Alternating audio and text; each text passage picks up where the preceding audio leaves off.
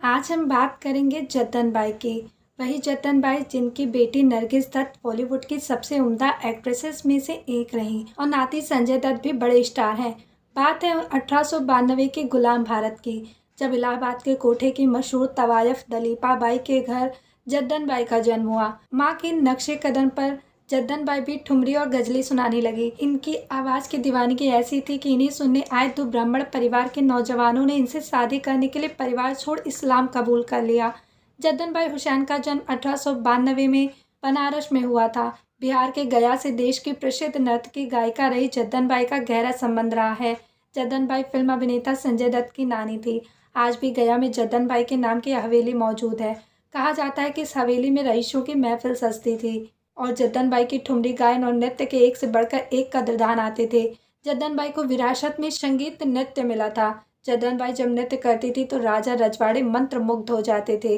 गया निवासी आज भी शहर की उस रौनक को याद कर खुशी से झूम उठते हैं। जद्दन बाई जब गायकी में उतरी तो इन्हें सुनने पहुंचे ब्राह्मण परिवार के नरोत्तम ने इनसे शादी करने के लिए इस्लाम कबूला, जिससे इन्हें एक बेटा अख्तर हुसैन हुआ।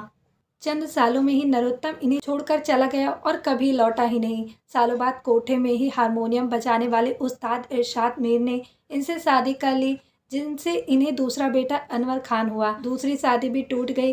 ये कहना गलत नहीं होगा कि लोग एक नज़र में इनके दीवाने हो जाया करते थे।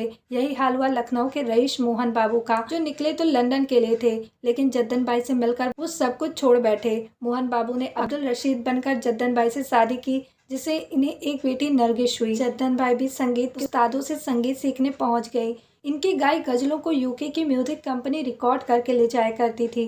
ब्रिटिश शासक इन्हें महफिलों में बुलाया करते थे। रेडियो स्टेशन में जद्दन बाई की आवाज़ देश भर के लोगों को दीवाना कर रही थी। पॉपुलैरिटी बढ़ी तो इन्हें लाहौर की फोटोटोन कंपनी की फिल्म राजा गोपीचंद में काम मिला। चंद फिल्मों में इन्होंने अभिनय भी किया और बाद में ये परिवार के साथ सपनों के शहर मुंबई पहुंच गई, जहां बड़े स्तर पर फिल्में बन रही थी। जद्दन बाई ने संगीत फिल्म नाम से अपनी प्रोडक्शन कंपनी खोली। 1935 में तलाशे हक बनाई तो उसमें अदाकारी के अलावा संगीत भी दिया और फिर 1936 में मैडम फैशन और हृदय मंथन का निर्देशन किया। इसके बाद दो और फिल्में बनाई। 1937 में मोती हार और जीवन स्वप्ना।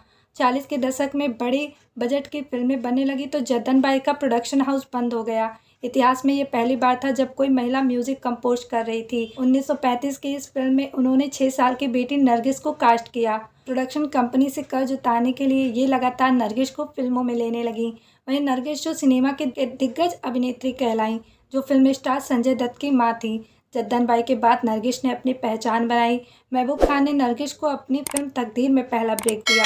आखिरकार 8 अप्रैल 1949 को जद्दन बाई कैंसर से लड़ते हुए दुनिया से रुखसत हो गई।